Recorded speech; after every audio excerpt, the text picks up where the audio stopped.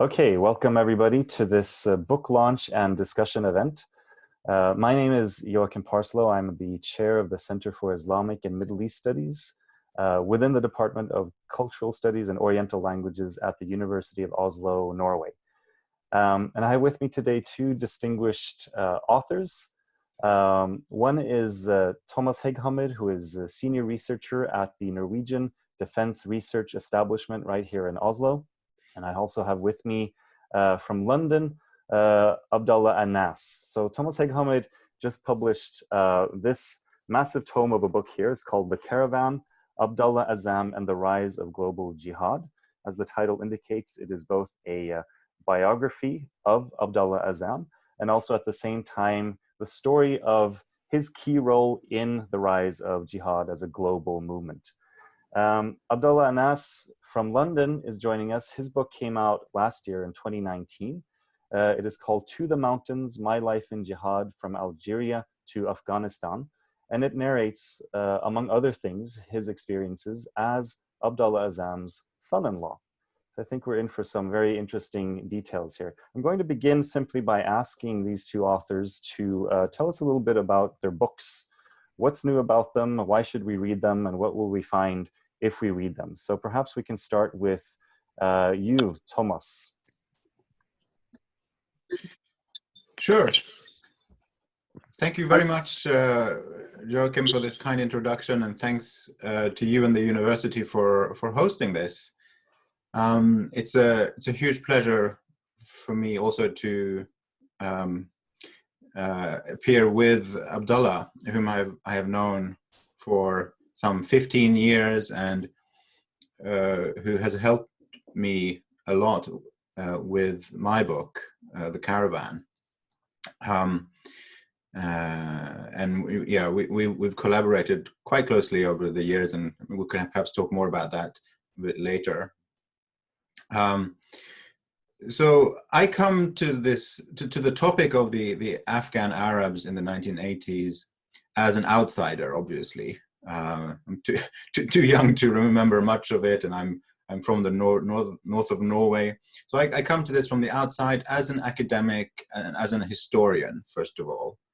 And the book that I have written is a sort of typical sort of academic historiography, where I try to write the history of the Afghan Arabs in the 1980s, using the historians, classical kind of sources, archival sources, interviews, and those sorts of things, and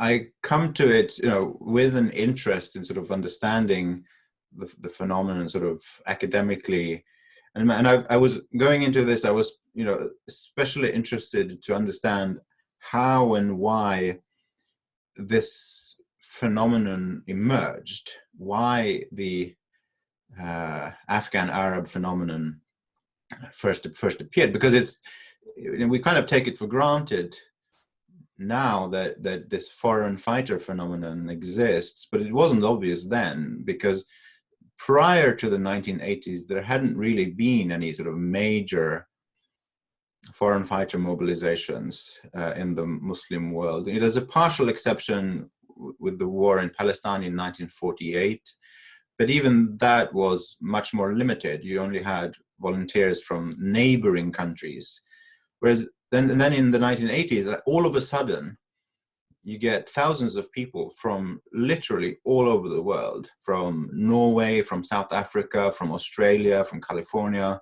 and everywhere in between.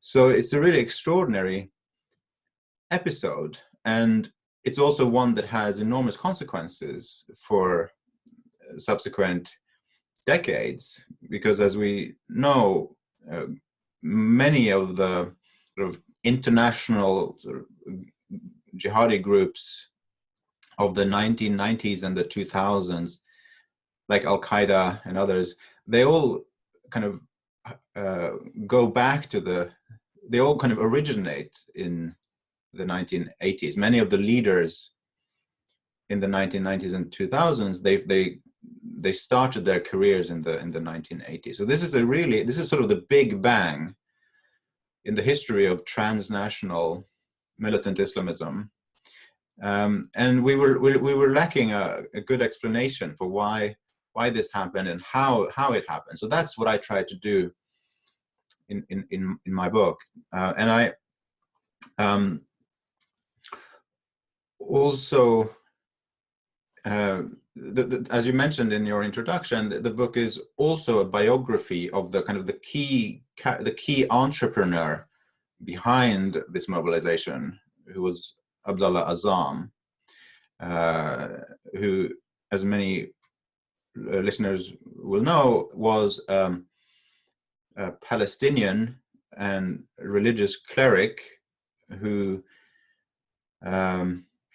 became a sort of a refugee in 1967 and became a sort of vagabond activist who moved from country to country and then ended up in Pakistan, bordering to Afghanistan, in the early 1980s. And there he became involved in the Afghan jihad and took a leading role in the mobilization of foreign Muslim volunteers, and he was so central to the rise of the Afghan Arabs that he had to be kind of at the center of this story.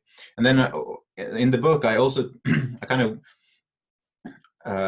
go further back in time as well. I actually follow Azzam from sort of cradle to grave, starting in Palestine in the 1940s and ending with his death in 1989. And I kind of use him as a prism through which to kind of understand the broader political and social changes in the Muslim world in the 70s and 80s. And I mean, there's a lot in there. I mean, it's a long book of over 700 pages, but in a nutshell, the main argument that I make is that the rise of the Afghan Arabs and the sort of the internationalization of the Islamist movement had much to do with, you know, developments inside the Muslim world, and especially inside the Middle East. And I argue that political repression in Arab countries in the 50s, 60s, and 70s was crucial in sort of driving Islamists sort of outward, away from domestic politics and onto sort of the international stage. And so in a sentence, the argument is that jihadism went global for local reasons. And Azzam, in a sense, personifies this argument, in that he was a dissident for much of his life, and as a refugee, he was at the mercy of the regimes that hosted him at any one time. And on several occasions, he lost out to the regimes. The regimes got their way and could sort of limit his activities or even expel him, as Jordan did in 1980. So it's that domestic political repression that helps explain even his personal trajectory. So in a nutshell, it's kind of the takeaway, I guess, is that sort of the root cause here is that kind of the inability of regimes in the Arab world to find a way to handle political Islam in a sense. They never found a way other than fairly rigid repression to deal with some of the more hardline elements of the Muslim Brotherhood and other movements. Another important finding in the book is that the Arab-Afghan mobilization happened relatively late in the Afghanistan war. I mean, many have sort of suggested that the Soviet invasion in 1979 caused this immediate popular sort of mobilization and caused people to come to the Afghans' aid immediately. But that is not the case. It took several years. It took about 5 years, actually, before the number of Arab volunteer fighters exceeded 100. So the Afghan-Arab mobilization is something that happens really in the middle of the 1980s. And it happens much thanks to the kind of the organizational work and recruitment work carried out by Abdallah Azzam.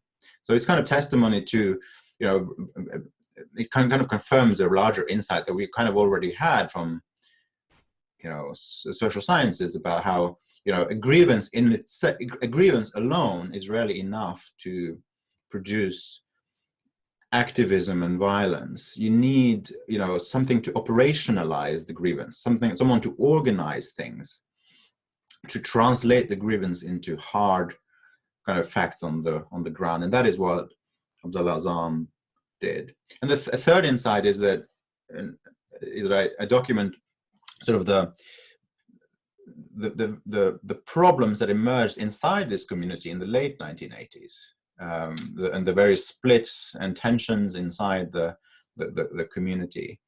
And this is important, of course, to understand the rise of Al-Qaeda and why Osama bin Laden and some of the other volunteers kind of went their own way and went down a more radical pathway. So those are the kind of the key takeaways from my book, which sort of gives you the historian's take on the Afghan-Arab phenomenon. In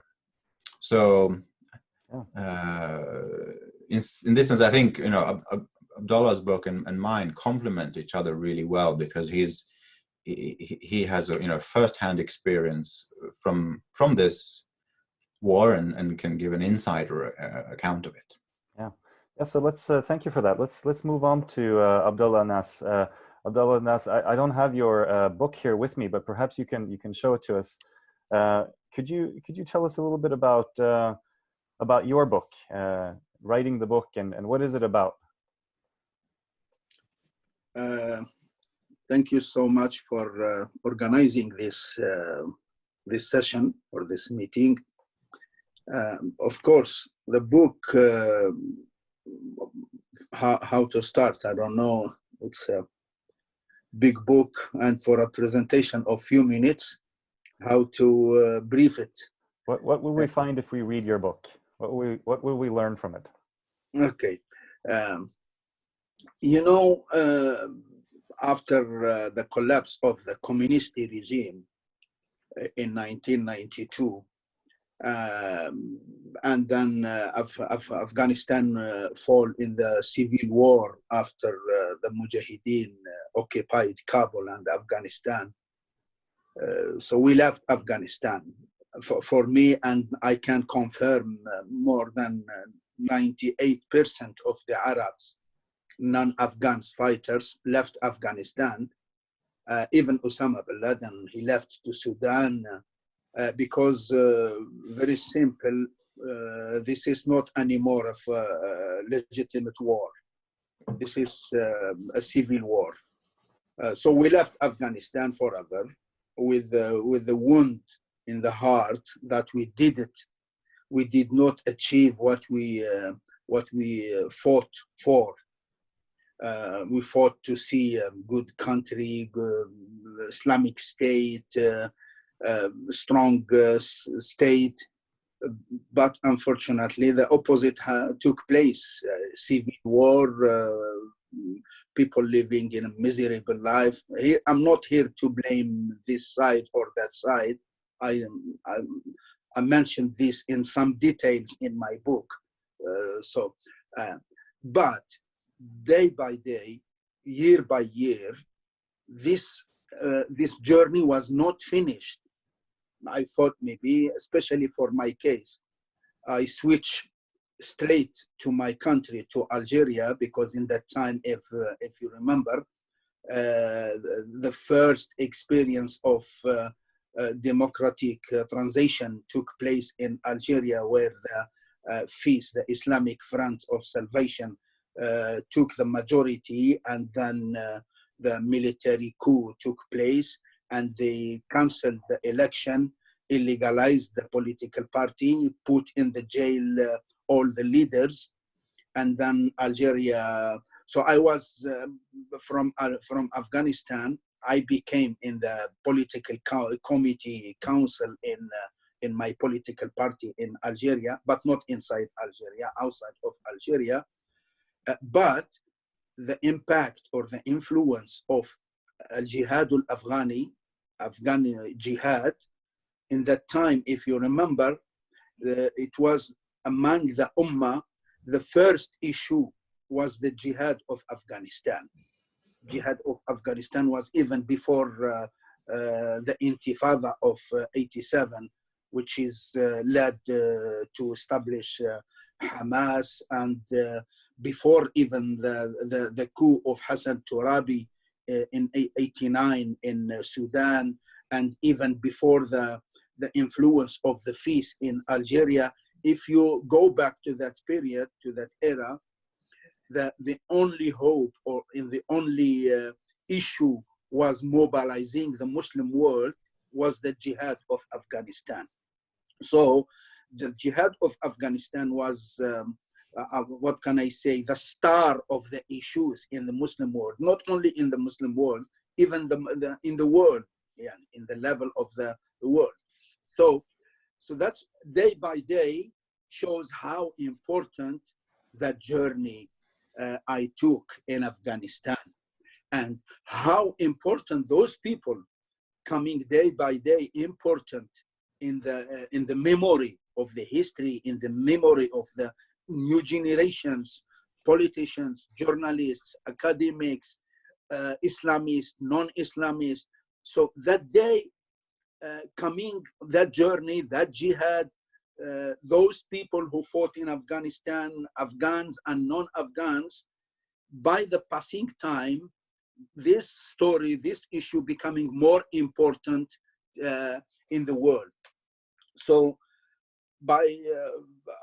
I lived that journey. I am one of the founders of the Services Bureau, that umbrella calling people to come, recruiting people from all over the world to come to Afghanistan to fight with. We are the founders, Sheikh Abdallah Azzam, number one, and a team of foreign fighters, myself, Abdullah Anas, Osama bin Laden, Abu Hudayfa, 6, 7, 8 people, Abu Akram. This is 5 or 6, 7 people were the founders beside around Sheikh Abdallah Azzam to establish Services Bureau. So, and then after a few years, we found ourselves must to deal with this name, the Afghan Arabs, Al-Arab Al-Afghan, which is, and then later on dealing with Al-Qaeda. So this journey, every time when you start to deal with the history of how it's begun, always leads you back to Afghanistan. And then every time I found this is so important to tell people what happened exactly, especially one, books, articles in the level of decision makers, experts, imams, Muslims, non-Muslims, activists, always sometime when they talk about this journey, Afghan Arabs, Services Bureau, Abdullah Azzam, Osama bin Laden, Ahmad Shah Massoud, Hekmatyar, Burhanuddin Rabbani, Peshawar. So these kind of names, everyone trying to take one side to serve his own agenda, to exaggerate, or to say, no, this is nothing. So I found that at least in my level, this story, this journey needs to be presented, highlighted once again, without any agenda behind it. I'm not here to tell you we were right 100% or someone was wrong 100%. No, I am here just want to take with me the readers. Readers could be from any class, from any background, journalists, academics, imams, Westerners, Middle Eastern, I don't mind. This story, this journey, making the mind of people so busy, but most of the time in the wrong directions. So that's why one of the main goals of me being taking so serious to finish this biography, just to help people to understand exactly what happened, without me trying to influence them, trying to lead them, to guide them to my opinions. No, I'm just telling you, this is Abdullah Azzam. This is the first day I met him. This is how I met Ahmed Shah Massoud. This is how I traveled to Mazar Sharif.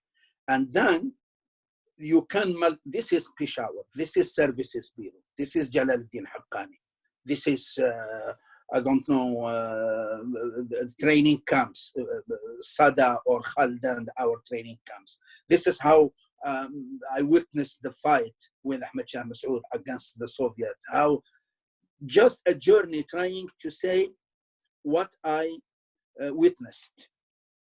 And then just in order to reach one goal, that goal is to let the reader to form his own judgment based on this story.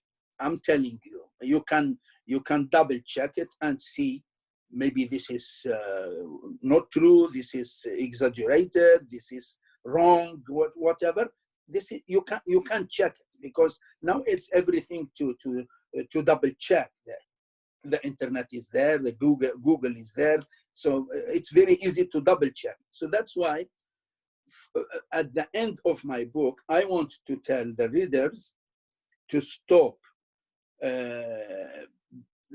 this journey or this story to be used in this agenda or that agenda. Governments or radicals, Muslims or non-Muslims, that is not my business. That was not my judgment. That is my judgment in my personal judgment. But in this book, I'm just trying to travel with the readers, because this is not a normal, not local story. This is not, I'm not just talking about just Algeria, my country. This story, it's making the minds busy in United States, in UK, in Saudi, in Afghanistan, in Uzbekistan, in Moscow, in Norway, in Oslo, in Algeria. It's become global story, global legacy. So that's why the main point, how to give my explanation, to give to explain my journey, and without serving any agenda behind it. The only agenda is the truth, is the reality. And of course, I cannot say 100% it's correct what I said, maybe some mistakes here and there, but this is the main intention behind writing this book. And also have to thank the people who helped me to work this book, from Nick Fielding to Alex, to Felix, to Adam Lively, and finally with Tam Hussein, which is brilliant. I thank him for his journalistic editing. Without him, this book could be very difficult to be read. So this is, I think, the main goals or the main intentions of me to write this book. And then I was not wrong. That kind of reaction of the book, really, there was a room. It was a need in the market for this kind of story, because I remember I used to come across in the TV screens, watching people saying, I am this experts of jihad, experts of jihadists, and people completely empty mind, just maybe reading one or two books, or maybe like someone did in the Arab world, living in here, Britain, used to be the main guest of the channels, especially in Al Jazeera, called Abdullah Anas, introducing him as the expert of jihad and jihadism, and then, which is completely empty mind. This man doesn't know. He just traveled to Afghanistan to meet Osama bin Laden, to interview him for 2 hours for his newspaper, Al-Quds Al-Arabi, and that's it. And then he became, in the Arab world, became the expert. And then, like him, hundreds in the Arab world and the world, and serving this agenda or that agenda, looking for the fame or whatever. So I found it so important to help the readers to try to understand exactly what happened while they are sitting in their home and forming their own balanced judgment. And then after that, it's their own decision to be in this caravan, to be in this group or that group, to be against, to be with. That is not my business. At least I'm trying to offer the readers exactly what happened. And that's what I did. And then I'm so happy with the reaction I got from the market. The Times mentioning this book in a big title, selected as one of the non-fiction biggest books for 2019, and the review of The Guardian, the review of Financial Times, review in. So thanks God, alhamdulillah, in both sides, inside the Muslims and non-Muslims, this story was welcomed so far in the way I wanted. And this is what can I say for this moment. Wonderful. Thank you for that. Thank you very much. We've had a little introduction now to both of these books. So I'm wondering now, I'm a bit curious now, having heard a little bit about both of your backgrounds. Of course, you have very different backgrounds, right? You have Hegghammer here is from Narvik in northern Norway, and has struggled in the archives and libraries. And then we have Abdullah Anas here from Algeria, having struggled in Afghanistan. I'm just wondering, sort of, how did you get to know each other, and how has your relationship developed during your work on these two books? Good question. I think it was clear in my mind that what I'm trying to say, the same level, the importance of writing this book, to tell people, to help people to understand exactly what happened. Who is Abdullah Azzam in a balanced way? Who is Ahmed Shah Massoud? Who is Osama bin Laden? What services bureau? Because always the problem with the balance. So for this journey, for this aim, I was very happy when Dr. Thomas called me, I think in 2000, 2002, 2002 or 3 or 4, I forgot exactly. Anyway, now we know each other now more than 16 years, 15 years, 14 years. So I found Thomas serious, wants to understand what happened, and focusing on Sheikh Abdullah Azzam, because the idea brilliant to focus on Sheikh Abdullah Azzam, the journey of Sheikh Abdullah Azzam. Automatically you are answering many questions of the caravan of the people worked with Abdullah Azzam, most same background. So especially when someone is serious, is not serving this agenda or that agenda, he wants really to get exactly who is this man. And then well done for his work, for his travels. He started with Sheikh Abdullah Azzam from the beginning, from his house in Silat al-Harithiyah, and this man to Jordan, to Saudi, to Afghanistan, and finally we traveled to Afghanistan together. So that's why I think working with Thomas to achieve this, and especially I'm witnessing the reaction, positive reaction of the book, The Caravan, in the market. This is exactly what I wanted.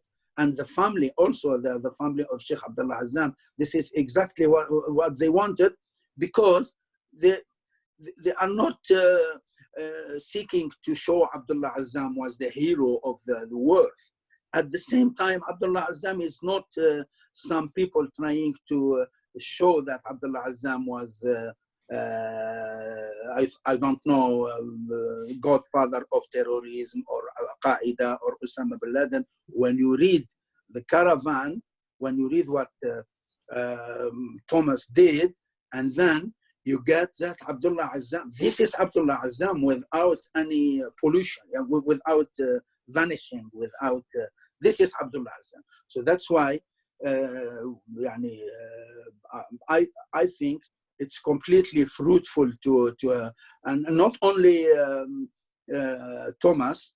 I experienced this with Thomas and with many Westerners in the West, like Lawrence Wright, Olivier in France. Many Westerners are trying to go deeper, not just to sell the headlines in the newspapers or. So this is what Thomas did in a very academic way, deeper way, balanced way. Good, thank you, Thomas. Yeah. Thank you, Abdallah, for those kind words. I can only reiterate how important this collaboration has been. Although collaboration perhaps suggests something more organized than it really was. It was just an informal kind of relation, and it's been a huge pleasure and very fruitful sort of historiographically, and it's partly, I think, to do with personal chemistry. We got along well, and but also the fact that we took the time. So, for example, many people, or some people have asked, are you not too close to your kind of protagonist, or too close to the Azzam family to portray him sort of dispassionately, or how can you be sure that they're not feeding you biased information? And I think, I think one way to sort of avoid that is to kind of have a long conversation, because if you have a short conversation with like a source, then the source will feel that that's the only opportunity they have to kind of tell their story, and they might be worried that the interviewer, the researcher, gets things wrong. Whereas if you have a long conversation over many years, then there's more opportunity for detail, and you can kind of, as the interviewee, you can lower your shoulders a little bit. I think that's important. also I've sensed from the start that Abdallah and also the rest of the family has been very open, and I have never really felt that they've tried to influence the story, even though they must have known that, you know, my take on this might differ slightly on certain issues than they would have expected, or that they would have written, for example. So it's just been a very nice and very fruitful experience. And the highlight was, of course, the trip that Abdullah and I made to Afghanistan in 2018. I came to Abdullah and said, I was getting close to finishing the book, and I said, I really feel I should talk to some key people on the Afghan side. You know, do you think it would be possible even to meet with Sayyaf and Hekmatyar and so on? And he said, yes, of course. And then he said, I'll come with you. I'll introduce you. So we traveled together to Kabul, and we unfortunately we didn't have a chance to meet Hekmatyar, but we did sit down with Abdurrab Rasul Sayyaf in his compound outside Kabul, and that whole trip was of course a highlight. So yeah, it's been a very fruitful collaboration and a good friendship. So great. So obviously now these are clearly quite different books. I mean, in their general approach, right? Thomas, your book is very scholarly, and it tries to sort of keep a certain distance and be very objective. Abdullah Anas, your book is essentially a personal account. So in their general approaches, they're quite different. But I wonder, maybe Thomas especially, do you think that there are also differences in the story you tell? I mean, are you telling the same story from two perspectives, or are there also differences in the stories you tell? Well, it's first of all a difference in perspective and approach, and that we've already touched upon, and they both have advantages and disadvantages. And the big advantage of Abdullah's book is that it gives you the first person view.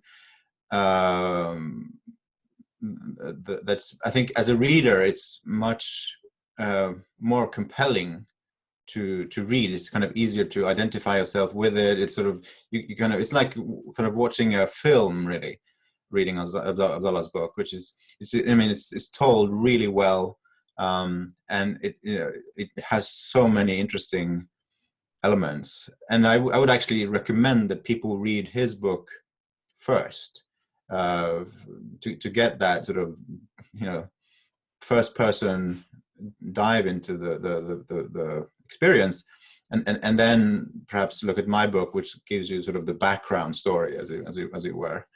On kind of more substantial differences, I wouldn't say that there are very big ones. I think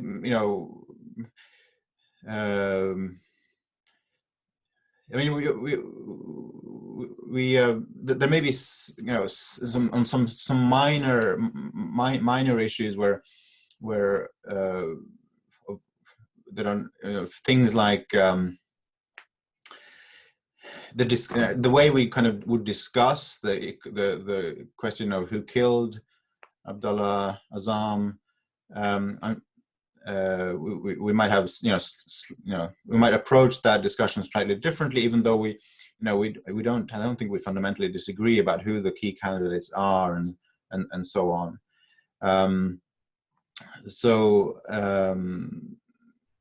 It's the difference between the books is mainly this perspective thing, that you get a lot more texture and kind of first person view from Abdullah's book. Speaking of that, I'd like to ask Abdullah Anas, looking back now, having read this book about your life, and looking back to when you were a younger man, what would you think that your younger self would think if he could see who you are now? Would he agree with your life trajectory, everything you've been through, and the life you're living now, or what would he say? If you simplify the question and say it again, please. If we could go back and ask you now, when you're a much younger man, what would he think about your life trajectory, everything you've been through, and who you are now? Would he approve of who you have become? You are reminding me of, I'm already answered this kind of questions in my book, which is, I mentioned that this book is not a revision.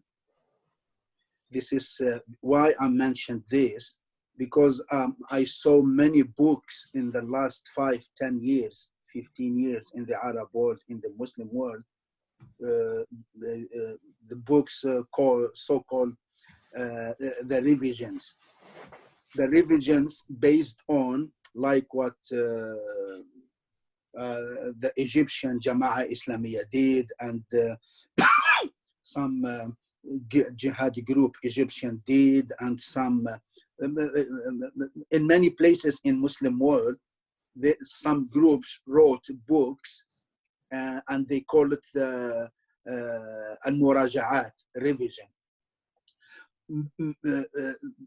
Those books or those revisions based on sort of regretting, saying we are sorry, we were not right, we killed some journalists, some tourists, we used to think this way is the jihad, legitimate jihad, but it's not, we found it wrong. This is the muraja'at, especially the head of this muraja'at, someone he used to be very takfiri in Peshawar, called Sayyid Imam. He's an Egyptian. So what I want to say in this book, this is not a muraja'at, because if I go back 30 years ago and live the same circumstances, the same conditions, and meet again Abdullah Azzam and go and fight with Ahmed Shah Massoud, definitely I'm happy to repeat it. Nothing to regret, nothing to revise in that journey. Of course, we all, when we are 20 years, our judgments to life, it's not the same when we are 30 or when we are 50. It's not the same when we are 60, whether you are academics or journalist or politician or imam or whatever, Muslim and non-Muslim. That is normal. The way I used to think when I was 25, it's not the same way or the same judgment to judge things when I'm 61 now, 61 years or 62 years. That is nothing wrong with that, in my opinion. But my journey in jihad in Afghanistan, even one single day, I'm not regret of one single day in Afghanistan, because it was legitimate jihad, peaceful jihad. I'm sure the people will get confused. What you mean by peaceful jihad? Jihad is blood, and the peace is peace. Yes. I mentioned it. The Mujahid, it's not bloodthirsty. Mujahid is not angry activist. Mujahid is not a criminal. Mujahid is fighting for a cause. And then I mentioned just a few examples how we used to treat the war prisoners, the Soviet war prisoners, before in the trenches when we fight, and then how to deal with them after they are prisoners. So the jihad is a philosophy. It's not. Unfortunately, this is one of the main reasons for this book, at least to try to rescue the jihad was hijacked by Al-Qaeda, by ISIS, by these bloody groups. So the same Abdullah now in 2020 on the values I believed in when I was 20, it's the same. Hey, Thomas, you have a little comment? Yeah, I just wanted to add something about this, in that many of those watching this will already be aware, of course, that the Afghan Arabs were what we would call foreign fighters. So they were, they traveled to Afghanistan and fought there, conventionally, more or less, against enemies in uniform. They were not engaged in international terrorism. So that when I say, that they represent, a stage in the internationalization of jihad, it's internationalization in the sense that, they are concerned with causes outside of their own countries. It is not the same as conducting, terrorist attacks in countries at peace, or in Western capitals, and so on. Now, I think that's fairly well known. People understand the difference between a foreign fighter and an international terrorist. What is perhaps less well known is that the Afghan Arabs in the 1980s were tactically even more moderate than the Afghans themselves. And this is counterintuitive, because in recent years, foreign fighters have been associated kind of with extreme violence. So we think of, and that's something that really starts in the 1990s. We have, Arabs in Bosnia beheading people, and Al-Qaeda linked foreign fighters in Iraq and elsewhere doing, perpetrating extreme acts of violence. But in the 1980s, it was different. I've parsed, most of the available sources, primary sources from the Afghan Arabs at the time, and I have not been able to find anything that comes close to this type of atrocities. Mistreatment of prisoners, decapitations, torture, things like that.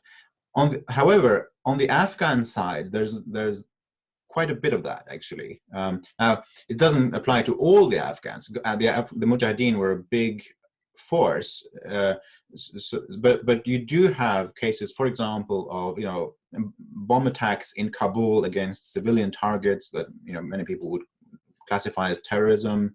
Pretty brutal treatment and torture of enemy prisoners, Russian prisoners by certain Afghan actors, and so on. So that in the 80s, the foreign fighters were not a radicalizing influence on the host insurgency, as the assumption often is.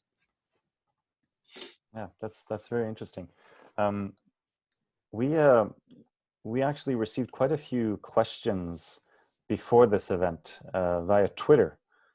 And so I thought perhaps we could spend the last 15 to 20 minutes on some of those questions that came in before we recorded this event. And they're questions for both of you, really. Here's one. We could perhaps start with a question for Abdullah Anas. This is a question from a Twitter user called Geheime Leser, and I'll just read them up the way they're written.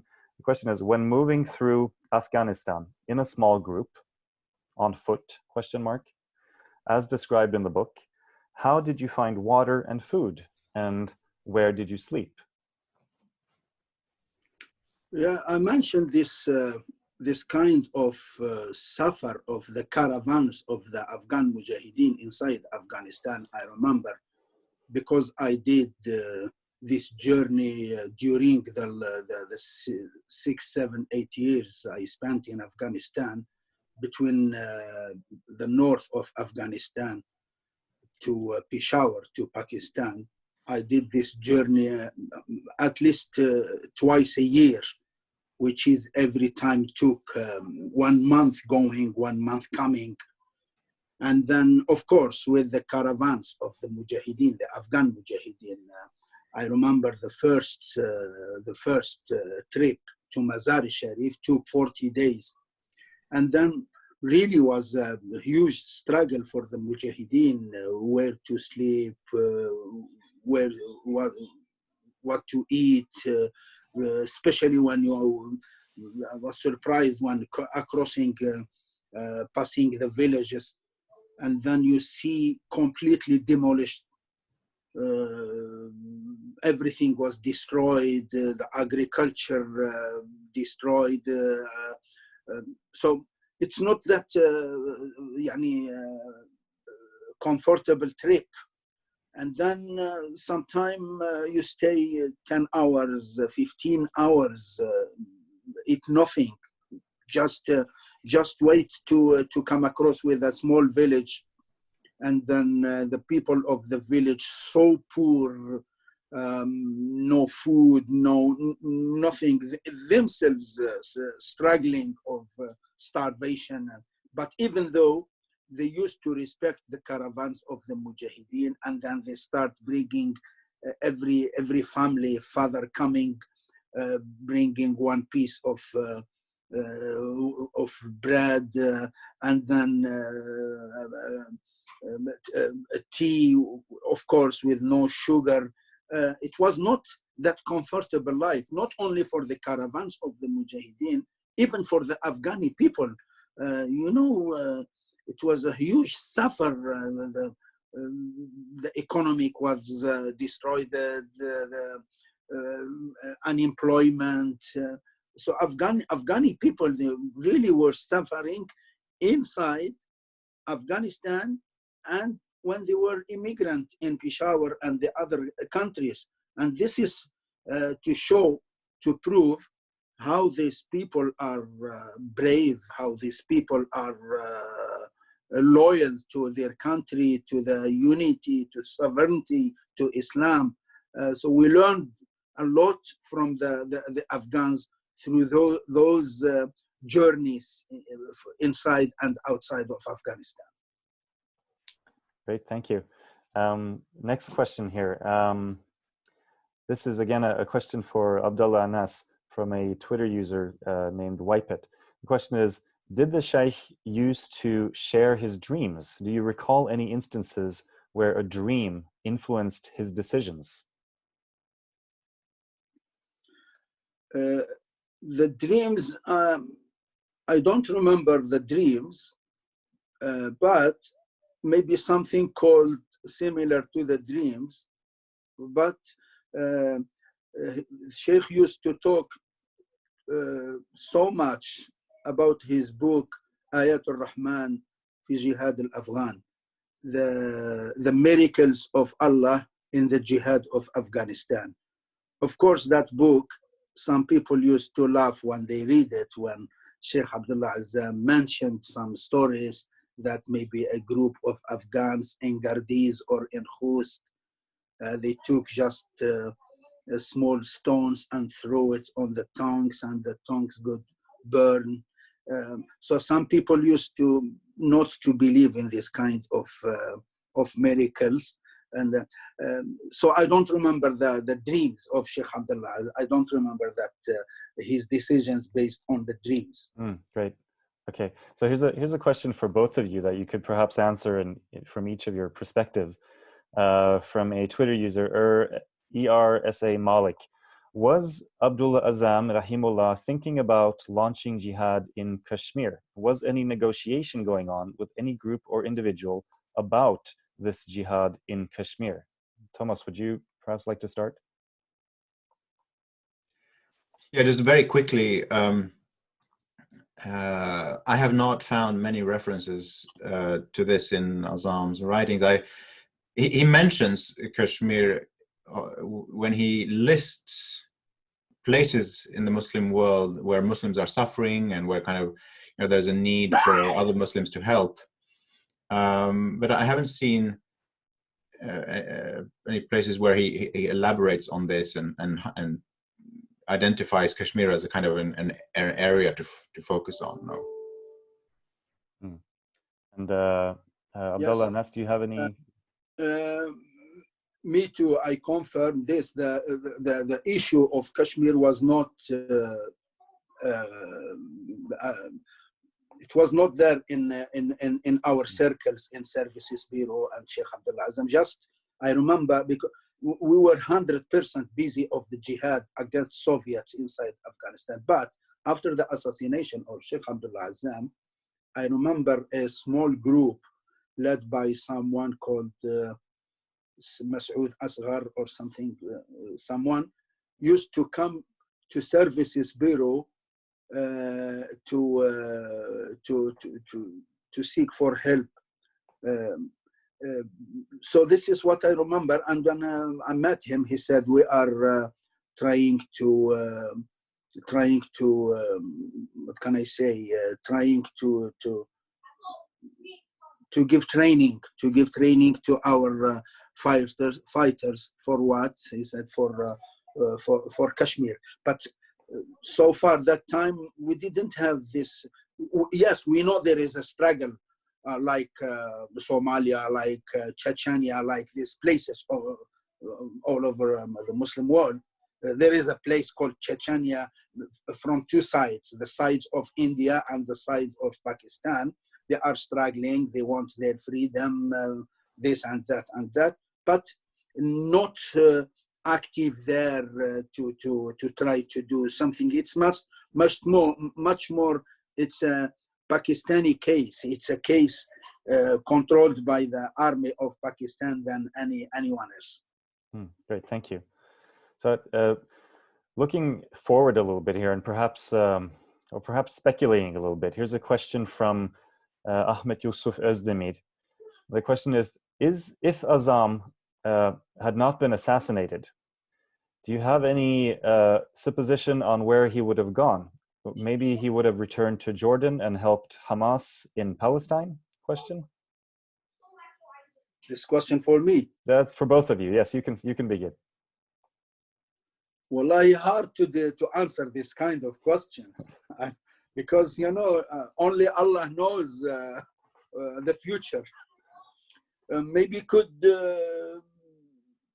For example, the people after the assassination of Abdallah Azzam, I never imagined that Osama bin Laden could have this kind of finish, being the head of this bloody organization and this like this, and myself in Europe, activist in politics and in Algeria and another friends. So I could not imagine if Sheikh Abdullah will, as the question saying, could go back to Jordan, will be okay for him, or will join the Al-Qaeda or be against them.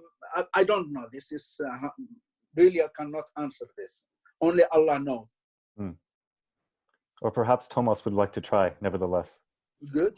Yeah, I actually addressed the question head on at the end of my book.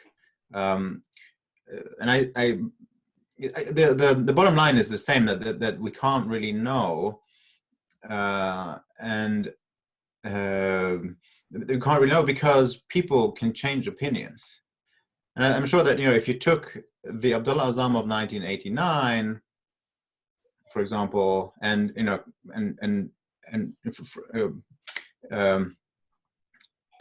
froze him, put him in a freezer and then defrosted him in 2000 on 12th of September 2001 and said, "What do you think of this attack?" He would say, "No way, I don't approve of this at all." But if, however, he lived through the 1990s and kind of went through this, the same processes, or maybe he would have gone through certain thought processes or had certain experiences that would have kind of radicalized his views as well. That's not, we can't rule that out completely. So because even Osama bin Laden even the Osama bin Laden of 1989 was not arguing for 9/11 type attacks. If I were to kind of just go out on a limb and be specific, I think there are mainly two main scenarios for his 1990s life. One is that he would have stayed in Peshawar for as long as he could, and the other is that he might have gone back to Amman, because the Jordanians, even though the regime was skeptical of him and other African Arabs, they did allow quite a few people to come back, and I think they probably would have allowed him to. Yeah, oh, great, thank you. So I have one really big question here. It's one of the classic questions in the study of jihadism, really. And it's from Twitter user Lars Jonsson. And I suppose we can maybe ask this question to you first, Thomas. The question is, radicalization of Islam or Islamicization of radicalism? Right, so this refers to the debate between the two French scholars, Gilles Kepel and Olivier Roy, where, you know, very, very simply put, Olivier Roy has put forward the argument that what we have seen in Europe in recent years is a case of Islamization of radicalism, that there is kind of a latent, you know, youth revolt at all times, and that it just takes different ideological hues depending on the era that we're in, and that the jihadi extremism we see now is just kind of a symptom of the age, and that, you know, 30 years ago it was something else, 30 years from now it'll be something different again. And whereas Gilles Kepel has argued that it is that we have to factor in that there are some specificities to the ideology of the jihadis, and that they represent basically a radicalization of some thoughts and ideas that are specific to Islam. And so this is I mean, I like all sort of paradigmatic discussions in academia. It's rarely the case that one side is right and the other is wrong. These are basically sort of, you can think of this as sort of beams of light on a statue. You know, we want to know what the statue is like, and the beam of light will shine up, light up a certain side of the statue, make you see certain aspects of it, and the other light will show you a different side, and that's the same here.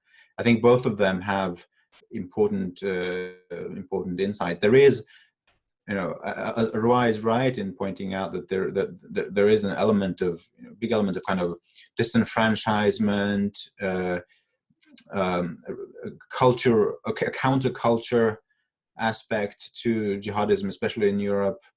But I would say that Kepel also is right in pointing to you know, the significance of, you know, certain of ideology and ideas, and the fact that these people, you know, they become jihadists and not criminals for a reason. They, you know, because they have been exposed to certain types of propaganda and so on. But I'd be very curious to hear what Abdallah thinks about this.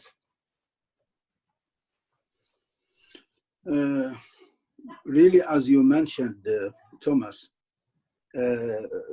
it's very hard to have the final answer where to classify it in this direction or this direction. But in my humble opinion, this is all based on the power struggle. You know, sometime when you are struggling to reach the power, and then no borders, no limit of the ideology you are going to use. So that's why maybe sometimes people use nationalism, some people use communism, sometimes the people struggling to reach the power based on the color. We are the white, or we are the Europeans, or sometimes we are the Arabs, as Jamal Abdel Nasser did. I think when the human comes to struggle for the power, it could be very dangerous to use any ideology. Otherwise, why I'm saying this? If for example, people trying to politicize the jihad or Islam, or Islamize, as you said, the combination of the question from beginning, which is one thing I didn't understand. Normally, let me talk about the jihad, because the jihad at the end, the concept of jihad, jihad represent a huge part of the faith in Islam. So that faith-based, anything you are doing just to please Allah. So normally, you are not allowed to go out of the borders, of the limits of what Allah wanted. So for example, I cannot understand this, how Allah saying when you kill one, this is how Allah, the balance in Islam, how it's serious to the blood. Allah mentioning when you kill one, when you decide to have this bravery, the courage to kill people, doesn't matter how many of them you are going to kill. If you kill one, you are killing the entire humanity. When you save one, you are saving the entire humanity. Because, so how, if someone saying, I'm doing this to please Allah, and then you are ruining one limit, which is the blood of the innocents. So that means if you are doing that to go to paradise, so you are losing paradise. You are not going to paradise because you are losing the hereafter. You are not pleasing Allah. So here, sometime where I doubt if these slogans to please Islam or to serve Islam, maybe I'm just bringing this example because I am Muslim and belongs to this bloc. And then this is not only for Muslims, not only for Al-Qaeda, not only for ISIS, even sometime for Stalin, for Hitler, the number of people Hitler killed, just because one ideology, we are better and trying to put it in a ideologic way, or Stalin, or Jamal Abdel Nasser, or Mussolini, or even sometimes some politicians now, look what they did in Iraq, we are going to protect democracy. This is how the way to protect democracy? What they did in 2003, the decision of George Bush in Iraq. Look what happened to Iraq now. So that's why I think the center of the disease, it's the power. So when you get this disease of the power, and then after that, never mind, you are going to use the church or the mosque or the Quran or the Bible or the history or the culture or the color or the language, anything in your hand, you are going to use it to reach the power. So the poison is the power. This is in a just a quick answer, if I can. Good. Yeah, well, these are big questions and difficult to answer quickly in this format. I think before we end, I want to end with one more question, because Thomas, your book has been described as a bit of a detective story. Right? You start the book with the assassination of Abdullah Azzam, but we got a question here on Twitter from someone called Joe, who asks whether you, Abdullah Anas, will be offering your theory on who gave the order resulting in the death of Abdallah Azzam. And I will just add to that question, if so, do we have to read your book to get your theory, or will you tell us now? This is for me? Yes. The question is, who assassinated Sheikh Abdullah Azzam? Yes, this is the question. I tried to answer in my book this question, but I have no legal answer. You know, I mean, by the legal answer, there is investigation, and we went to court and the judge, and then give the sentences to this man because he was the killer or whatever. So this kind of procedure, we don't have that. No one, so far we cannot say this side or that man or that group, the killer for sure, 100%, they are the killer of Sheikh Abdullah Azzam. We don't have that. But we just try to analyze politically. Yani, sometime I mentioned this book, I said Sheikh Abdullah Azzam at the end, so more than one side were not happy of his activities. Sometime internal Afghan, sometime government of Pakistan, Benazir Bhutto, sometime wider than that to cover the Arab world, some countries in the Arab world. So I have no final answer yet. So there are many suspects. Yes. Thomas, do we have to read your book to get your answer, or will you give us a hint? Well, it's the same as Abdullah. I don't produce kind of forensic hard evidence pinning down one suspect, but I present some of the key things we know and some further reflections. For example, that the operation was relatively sophisticated, and that the perpetrator must have wanted to make a spectacle out of it. I'm really kind of perplexed by the choice. So whoever did this chose deliberately to kill Abdallah Azzam in front of lots of people. I was near the mosque on around Friday prayer, when the assassination could have been done much more quietly. Could have been done in a drive-by shooting at night on a Tuesday. These kinds of things I also discuss, but I don't reach an answer. I do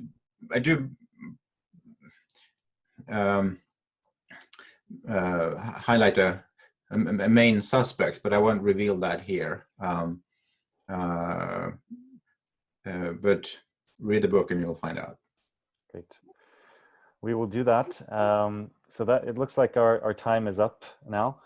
So on behalf of myself and on behalf of the Center for Islamic and Middle East Studies at the University of Oslo, I'd like to thank, first of all, Abdullah Anas for joining us today from London to speak about his book titled To the Mountains, My Life in Jihad from Algeria to Afghanistan. Thank you. It's upside down. There we go. And I'd also like to thank Thomas Hegghammer from here in Oslo, who spoke about his new book, The Caravan, Abdallah Azzam and the Rise of Global Jihad. Look, we both have a copy. And thanks also to everyone who sent us good questions on Twitter. I'd say we received about 10 times as many questions as we had time to go through here. So thank you both. This has been a really interesting and rewarding event. Thanks. Thank you. Thank you. Thank you.